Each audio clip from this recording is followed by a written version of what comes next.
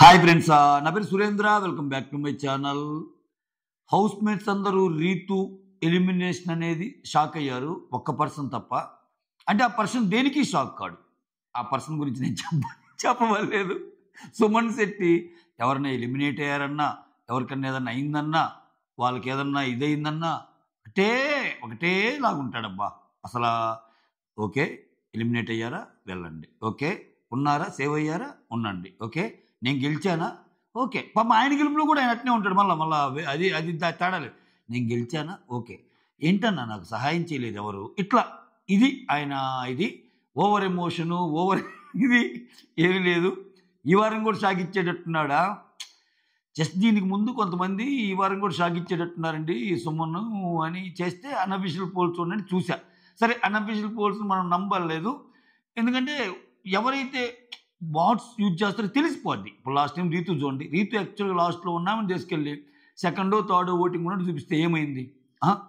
So కళ్యాణ్కి భరణికి గొడవ అయితే భరణిని అవుట్ చేద్దామని లీస్ట్లో ఉన్న సుమన్కి చేస్తే నెక్స్ట్ భరణి వెళ్ళిపోతాడు. ఎందుకని ఆ లీస్ట్లో భరణి సుమన్ ఉన్నట్టు చాలా చూపించాయి కొన్ని పోల్స్లో. యాక్చువల్కి విరుద్ధంగా జరిగేసరికి ఏమైంది? సుమన్కి ఆ ఓటింగ్ ప్లస్ ఫస్ట్ 3 వారాలు కలిసి అటు మీద అంతా కలిసి వచ్చింది. ఈ వారం సుమన్ చూస్తే అన్అఫీషియల్ ఏకంగా ఇమ్ముతో పాటు ఉన్నాడు, కొన్నిట్లో ఇమ్ముని దాటి ఉన్నాడు. ఇదేందిరా స్వామి, నాకు అసలు మైండ్ పోతుంది నిజంగా. సరే, రేపటికి ఒక క్లారిటీ వస్తుంది, రేపు చూద్దాం అసలు ఇంకా బెటర్ నెంబర్స్ ఏమన్నా ఉంటాయో అది ఇదని. కొంచెం అందరూ సీరియస్గా తీసుకున్నారు ఇంక గేమ్ని. సో ఈ వారం కూడా షాక్ ఇస్తే ఇంతకు మించిన ఇది లేదయ్యా. ఇంకా ఇది అసలు అన్నిటికంటే పవర్ఫుల్గా మాట్లాడుకోవాల్సిన మాట ఇదే, సుమన్ శెట్టి సేవింగ్ గురించే. నేను ఆయన తక్కువ చేసి అంటాం కాదు, కానీ మిగిలిన వాళ్ళతో పోల్చుకుంటే ఆయన గేమ్ తక్కువే కదా.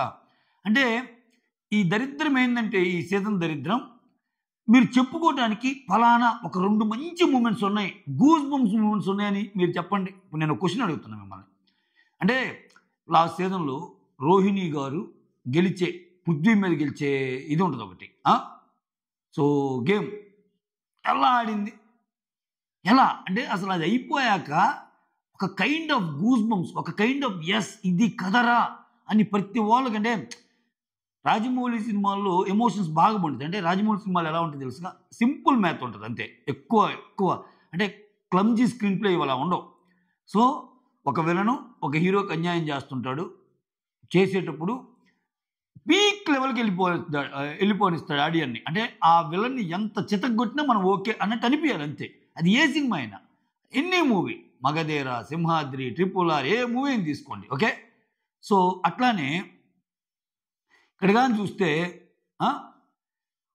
కొంతమంది అంటే ఆ లెవెల్కి, అంటే ఆ మూమెంట్ అలా ఉన్న మూమెంట్స్ అట్లా. ఇప్పుడు రోహిణి గెలిచిన మూమెంట్ అటువంటిది.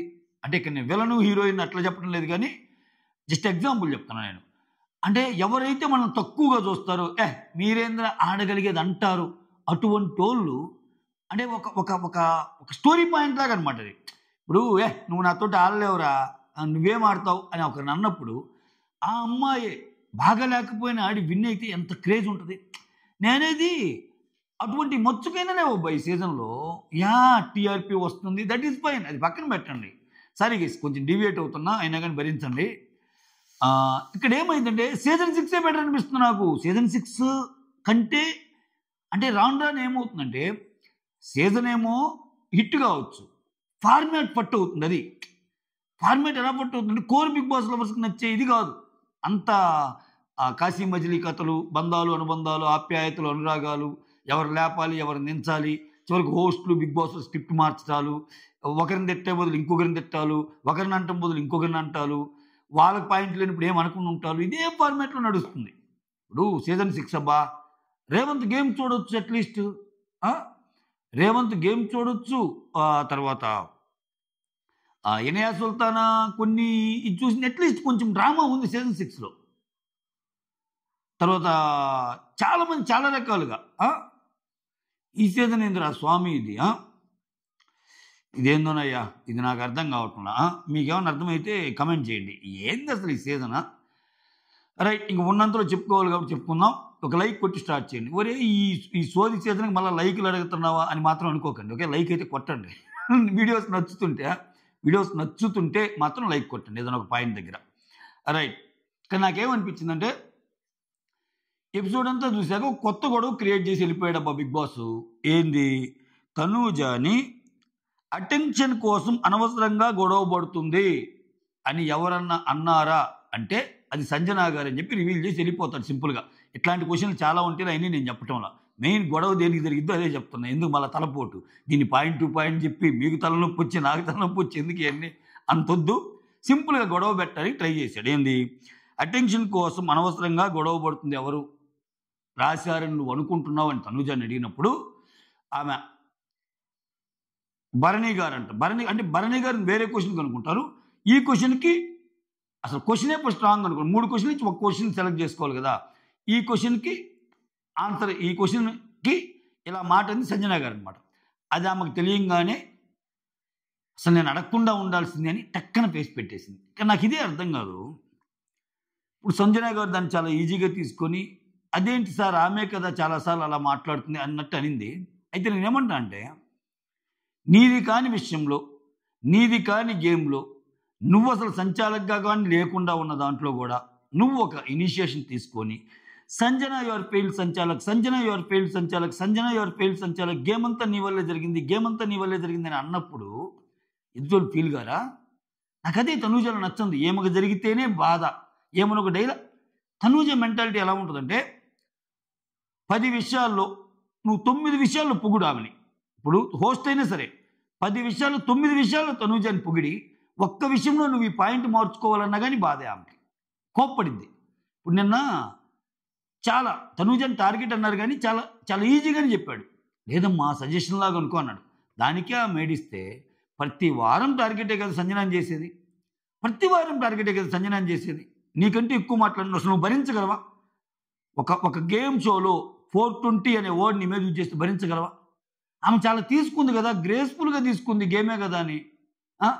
ఇక్కడ కూడా నిన్న నువ్వంది ఇప్పుడేంది, గేమ్లో గొడవ పడిన భరణి, రీతు వీళ్ళందరూ వదిలేసావు. ఓకే, అసలు దాచిపెట్టుకున్న రీతును కూడా ఇప్పుడు నీ ఆర్గ్యుమెంట్ ఏంటి, రీతు దాచిపెట్టిందని. సో మోర్ ఆఫ్ లైక్ నీ ఆర్గ్యుమెంట్ ఎవరితో ఉండాలా, రీతుతో ఉండాలా. రీతు దాచిపెట్టింది అంటున్నావు, కానీ ఇది ఇలా జరగడానికి కారణం సంచాలక్ అంటున్నావు. ఏంటి అంటే సంచాలక్ అంటే గట్టిగా రీతు నువ్వు గేమ్లో అలా చేయడం తప్పు, రీతు అలా దాచిపెట్టుకోవడం ఏంటి రీతు అని మధ్యలో ఎందుకు గొడవ పడలేదు, తర్వాత కూడా మీరు కవరప్ అవుతారు.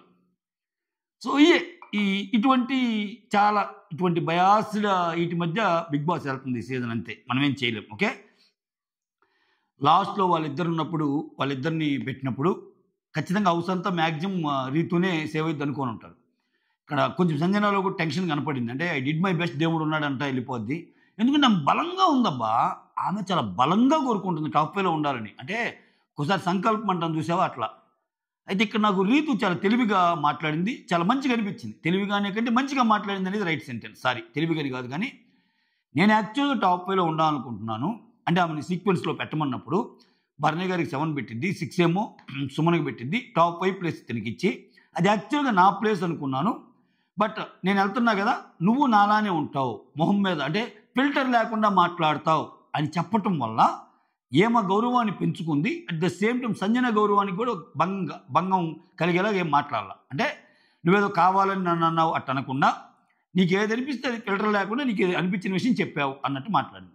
నేను నిన్న కూడా చెప్పాను, సంజన నేను ట్రూతే చెప్తాను అన్నప్పుడు రీతు యాక్సెప్ట్ చేస్తుంది. థమ్స్ డౌన్ పెట్టలా, థమ్స్ అప్పే పెట్టింది, డిమాండ్ పెడతాడు కానీ. ఓకేనా? సో అది అక్కడ అంటే సంజన గారు మాట్లాడిన మాటల్లో నిజం ఉందనేది రీతుకు కూడా ఎంతో కొంత అర్థమై ఉంటేనే కదా అలా పెట్టేది.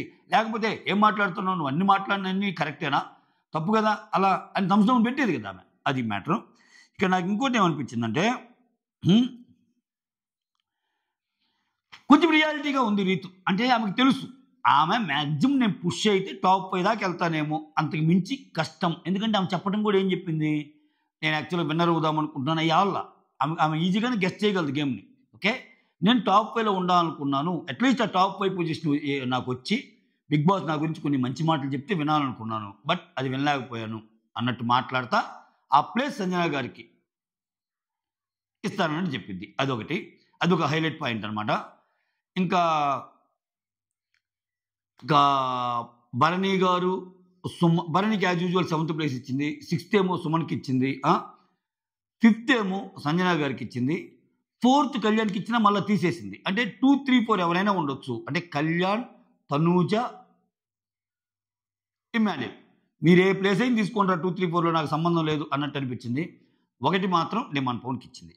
ఇది నెక్స్ట్ రీతూకి వేసిన వాట్ యు కాల్ లాస్ట్లో వేస్తారు కదా, ఎందులో మర్చిపోయి వచ్చాను. ఫోమ్ కాదురా, రీతు కోసము లాస్ట్లో ఒక వీడియో వేస్తారు కదా, ఏవి చూసావా, ఏవి అనే పదం కూడా మర్చిపోయానే, అట్లా అంత అద్భుతంగా ఉంది సీజన్. రీతు కోసం వేసిన ఏవి మొత్తంలో కరెక్ట్గా చెప్పింది ఆమె కూడా. మొత్తం డిమాండ్ పవన్ ఏమనే చూపించారు. సో బేసికల్గా అంత హుందాగా ఒప్పుకుంది కూడా ఆమె. రే ఏవి అంతా నేను పవనే ఉన్నావురా అనింది. నెక్స్ట్ పవన్ బాగా చూసుకోండిరా, పవన్ మంచిగా చూసుకోండిరా, కళ్యాణ్ నువ్వు తక్కువ మాట్లాడుతున్నావు అంటే వాడితోటి మాట్లాడరా అన్నట్టు చెప్పింది. మేము ఉన్నామన్నట్టు అంటారు. సో ఇది మొత్తం ఈరోజు ఎపిసోడ్ మీద హైలైట్స్. సో ఇంకొక పాయింట్ నాకేమనిపించింది అంటే, నేను ఒక వీడియో చేశా. సో 3 కన్ఫర్మ్ ఉంటారు, 4వ ప్లేస్ వచ్చి భరణి అని. ఇప్పటికీ నాకు అంటే 4వ ప్లేస్ అనేది టాప్ 4 టాప్ 5 అని కాదు, నేను చెప్పింది టాప్ 5లో భరణి ఉంటాడు. అది టాప్ 4th అయినా ఉండొచ్చు, టాప్ 5th అయినా ఉండొచ్చు, బట్ ఏదో ఒక పొజిషన్లో ఆయన పెడతారు అన్నది చెప్పా కదా. సో ఇప్పుడు అది జరగచ్చు, అది జరగడానికి ఛాన్స్ ఉంది. నేనేమనుకున్నా అంటే డిమాండ్ పవన్ మ్యాక్సిమం 4th ప్లేస్కి వచ్చే chances are very very high, very very high. ఎందుకంటే రేపు ప్రోమో చూసినా కానీ డిమాండ్ ఆడే ఆట కూడా మారొచ్చు, ఇంకా ఆట మారొచ్చు. నేనేదో రీతు ఓటింగ్ వచ్చి డిమాండ్కి పడిద్ది, అద్భుతమైన ఓటింగ్ వీళ్ళిద్దరు ఏం లేదు. ఎందుకంటే అక్కడ ఇద్దరికీ ఏం లేదు ఓటింగ్. ఫస్ట్ ఆఫ్ ఆల్ డిమాండ్కి పడుతుంది, డిమాండ్ ఓటింగే. ఇప్పుడు రీతు ఓటింగ్ అనేది డిమాండ్ అందరూ వేస్తారంటే డౌటే, కొంతమంది వేస్తారేమో. బట్ నేను దాని గురించి మాట్లాడటంలా డిమాండ్కి ఇంకా పెరగొచ్చు అనేది నా గట్ ఫీల్. అంటే ఇంకా ఆయన కొంచెం గేమ్ సీరియస్, అంటే ఇన్నాళ్ళు అతని గేమ్లో ఇన్నాళ్ళు అతను కోరుకుంది ఏంది. సో ఇప్పుడు నువ్వేం కావాలరా అంటే, నేను ఐఏఎస్ ఐపీఎస్ ఏదో కావాలనుకుంటున్నా అని చెప్తాడు, లేకపోతే టీచరు, లేకపోతే గ్రాడ్యుయేట్, లేకపోతే ఐటీ ఎంప్లాయ్ ఏదన్నా. ఇక్కడ అలానే బిగ్ బాస్లో నీ ఏమి ఏందిరా అంటే నేను టాప్ 5లో ఉండాలనో ఇట్లా అంటారు. బట్ మీరు ఫస్ట్ నుంచి వచ్చింది చూడండి, అన్నా రీతు టాప్ 5లో ఉండాలన్నా అంటుంటాడు. ఇతనికి ఏం వదిలేసి దివ్యనికి చదువు వాడేదే కదా, రే టాప్ 5లో ఉండాలంటే రే నువ్వు మారవా అని కూడా దివ్యనికి అంటది, గమనించారా. సో ఇతను టాప్ 5లో ఉండాలన్న దానికంటే రీతు టాప్ 5లో ఉండాలనేది ఎక్కువ. సో ఇటువంటి సిచ్యువేషన్లో రీతి వెళ్ళిపోయి ఇంక ఇతని గేమ్ ఇతను కొంచెం నీట్గానే ఆడతాడు. ఈ 10 రోజులు 15 రోజులు గట్టిగా చూశారుగా, రేపు ప్రోమో అల్లాడిచ్చాడు. సో 6 బాక్సులు పెట్టి ఒకటేదో వస్తే దాన్ని పట్టుకొని ఎవరెవరికి ఎన్ని ఇవ్వాలన్నప్పుడు టక్కన పట్టుకున్నాడు. 1,00,000 పాయింట్స్ నీకు ఇస్తున్నా అన్నాడు. ఏంది అసలు ఆ కథ ఏంది, ఆ కమామిషన్ రేపు తెలిసిద్ది. బట్ దాన్ని క్యాచ్ చేసింది మాత్రం డిమాండ్. నిజంగా డిమాండ్ మనసు పెట్టి ఆడితే చాలా చాలా గేమ్స్ గెలవగలడు. సో నాకు ఈ సీజన్లో ఎవరన్నా నచ్చిన వన్ ఆఫ్ ది కంటెస్టెంట్ ఒక 3-4 ఉన్నారు. వాళ్ళు డిమాండ్ కూడా ఒకరు. అంటే డిమాండ్ గేమ్ కానీ, సంజన గేమ్ కానీ, అంటే వీళ్ళు ప్రతి క్షణం బిగ్ బాస్ చూసే కోర్ బిగ్ బాస్ వరకు ఒక కంటెంట్ లాగా కానీ, లేకపోతే ఫిల్టర్ లేకుండా కానీ ఆడినట్టు అనిపిస్తుంది నాకు. సరే వాళ్ళకి తక్కువ ఓటింగ్ ఉంది కాబట్టి వాళ్ళంతా ఇది కాలేదు కానీ, బట్ గేమ్ మొత్తం మీరు అనలైజ్ చేయగలిగితే ఓకే. చూడండి, ఇప్పుడు లాస్ట్ వీక్ ఉంది కంటెంట్ ఎవరి వల్ల, సంజన. అంతకుముందు వీక్ ఉంది సంజన, అంతకుముందు వీక్ ఉంది సంజన, అంతేందుకు రేపు వీక్ కూడా సంజనాని. ఈరోజు తనుజాకి పాయింట్ ఇచ్చి వెళ్ళిపోయాడు. వాళ్ళకి తెలుసు బిగ్ బాస్కి ఎవరి మీద పాయింట్ ఇస్తే ఎలా నిప్పులు వస్తాయి, పొగలు వస్తాయి, సెగలు వస్తాయి అని. తనుజ మీదే పెట్టిపోయాడు. తనుజాకి సంజన మీద కోపం వచ్చినట్టు పెట్టిపోయాడు. ఇంకేమో గలగలగలగా లాడిపోద్ది. ఇంకా ఇదే పాయింట్ తిప్పి వదిలేస్తాయి ఇంకా. సో సంజన గారు దానికి తగ్గట్టు ఆన్సర్ ఇచ్చేస్తారు. ఇదొకటి. అయితే ఈరోజు 10:30కి ఓటింగ్ అనేది ఆల్రెడీ 10:30కి స్టార్ట్ అయిపోద్ది. ఫినాలే ఓటింగ్ స్టార్ట్ చేస్తారనుకున్నారు కదా, జరగల. కొంతమంది అంటే ఇంకా క్లారిటీ రావాలి. ఈ మధ్య లీక్ అప్డేట్స్ కూడా తేడాగా వస్తున్నాయి. బట్ వచ్చిన దాని ప్రకారం వచ్చిన లీక్ అప్డేట్స్ గురించి మాట్లాడుకోవాలంటే కళ్యాణ్ అనే పర్సన్ ఓకే ఈ వారం సేవ్ అయినట్టే. మిగిలిన వాళ్ళ వరకు ఓటింగ్ జరిగినప్పుడు ఇక్కడ కళ్యాణ్ చేతిలో ఈ వారం ఎలిమినేషన్ ఉంటుంది. కళ్యాణ్ ఫ్యాన్స్ చేతిలో, వెనైతే కళ్యాణ్ ఫ్యాన్స్ చేతిలో. ఇక్కడ వీళ్ళు ఎంత వైజ్గా ఆడతారనేది కూడా డిపెండ్ అయి ఉంటుంది. సో కళ్యాణ్కి ఇది ఒక రకంగా ఫెచ్చింగ్. చాలామంది ఏమనుకుంటున్నారంటే కళ్యాణ్ ఓటింగ్లో లేకపోవడం కళ్యాణ్కి మైనస్ అంటున్నారు. నేనైతే ప్లస్ అంటాను. ఎందుకంటే ఇప్పుడు కళ్యాణ్ ఫ్యాన్స్ ఏం చేస్తారు, ఎవరు లేకపోతే కళ్యాణ్కి ఫెచ్ అయ్యిద్ది అనే ఒక ఈక్వేషన్ వేసుకుంటారుగా. ఇప్పుడు ఏంది, కళ్యాణ్, తనూజ, ఇమ్మాన్యుయల్ వీళ్ళు అందరూ ఉంటారు, అబ్బాయిలు 3 ఉంటారు.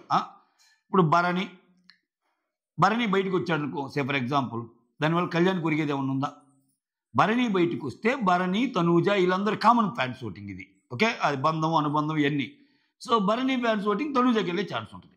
సో ఒకవేళ భరణి, కళ్యాణ్ ఫ్యాన్స్ భరణికి అగెనిస్ట్గా ఓట్లు వేస్తే ఆయన అవుట్ అయ్యాడు అనుకో, సేపర్ ఒక సిచ్యువేషన్ చెబుతాం, ఆయన అవుట్ అయ్యాడు అనుకో, బయట నుంచి ఆయన బయటకు వచ్చాక ఆయనకు ఆబ్వియస్గా తనూజకి సపోర్ట్ చేస్తాడు. సో అట్లా వెళ్తారా? నెక్స్ట్ 1 by 1 భరణి కాకుండా సుమన్. ఇప్పుడు సుమన్ కూడా, సుమన్ ఫ్యాన్స్ ఎవరికి పడిద్దో తెలియదు. సో నెక్స్ట్ అంటే నేను జస్ట్ ఎగ్జాంపుల్ ఇస్తున్నా. సుమన్ కానీ, లేకపోతే సంజన కానీ, లేకపోతే డిమాండ్ కానీ ఎవరికి ఓట్లు వేయాలనేది ఒక క్యాలిక్యులేషన్ ప్రకారము. అంటే ఇంకొకట్లబ్బా, ఇంత మైండ్ పెట్టి ఆలోచించేది కోర్ బిగ్ బాస్ లవర్సే, ఇంత లాజికల్గా ఇట్లేం ఉండదు. సారీ, నా స్టేట్మెంట్ నేను విత్డ్రా చేసుకుంటున్నా. మ్యాక్సిమం ఎవరికి నచ్చిన వాళ్ళు వాళ్ళకే వేసుకుంటారు, కానీ ఒక్కోసారి మాత్రం ఇది ఫాలో అవుతారు. అంటే వీళ్ళకి ఎలా ఉంటాయంటే, ఒక గ్రూపుల్లో మాట్లాడుకోవటం, ఒక మెయిన్ గ్రూప్ ఉంటుంది. ఇన్స్టాకు ఒక group, next what you call ట్విట్టర్కి ఒక గ్రూపు, యూట్యూబ్కి ఒక గ్రూపు. అంటే మిగిలిన వాళ్ళందరికీ కూడా వీళ్ళు దిశానిర్దేశం చేస్తారు. ఇక్కడ మీటింగ్స్ జరుగుతూ ఉంటాయి, స్క్రమ్ మీటింగ్స్ లాగానే. ఆఫీస్కి వెళ్ళంగానే every day, like UK shift అయితే యూకే షిఫ్ట్, యూఎస్ షిఫ్ట్ అయితే యూఎస్ షిఫ్ట్, బట్ టైమింగ్స్ లాగానే, just like that. Scrum call ఎలా అయిందో ఇక్కడ కూడా ఒక కాల్. ఓకే, కళ్యాణ్ ఇప్పుడు లేడు, మనం ఏం చేద్దాం? కళ్యాణ్ ఫ్యాన్స్గా మనం ఏం చేద్దాం? కళ్యాణ్ ఫ్యాన్స్గా మనం ఎవరిని ఎలిమినేట్ చేస్తే మనకి ఛాన్స్ ఎక్కువ ఉంటుంది. ఇవన్నీ పర్మిటేషన్స్ అండ్ కాంబినేషన్స్ చేసుకుంటారు. పెద్ద కథ అంటే బాబోయ్. బిగ్ బాస్ నార్మల్గా చూసే వాళ్ళకి మీకు చిన్న విషయమే, కానీ Bigg Boss core Bigg Boss ఫ్లవర్స్కి అయితే ఓడమ్మ బడవ, ఎన్ని మీటింగ్స్, ఏమి కథలు, దాంట్లో వచ్చి ఎవరెవరో ఏమేమో మాట్లాడుతుంటారు. ఆ మాటలని కొన్ని రివీల్ చేస్తే వీడియోస్ వదులుతారు. చిన్న కథ కాదు. సో ఆ రకంగా కళ్యాణ్ కొంచెం ఎడ్జ్ ఇచ్చినట్టే. సో అది మ్యాటరు. అంతే. ఇంక ఈ వీక్ ఏమన్నా తిప్పుతారా కథని, ఏం చేస్తారా అనేది చూడాలి. That's all. Thank you so much for watching my videos. And చెప్తున్నా కదా, ఈ సుమంద్ అయితే నాకు ఇంకా అర్థం కావట్లేదు. ఈ వారం కూడా షాక్ ఇస్తే మనం ఏం చేయాలి? ఆయన సైలెంట్గా నాకు సార్ వచ్చి సుమన్ యువర్ సేవ్డ్ అనగానే అందరూ భరణి సేవ్ అయ్యాడు, సుమన్ సేవ్ అయ్యాడా, ఇదేందిరా అనుకొని ఉంటారు. ఖచ్చితంగా ఈరోజు అర్ధరాత్రి ముచ్చట్లో వాళ్ళు అప్పుడే లైట్లు ఆపేశాడు, కానీ చాలామందికి ఈ డిస్కషన్ వస్తుంది.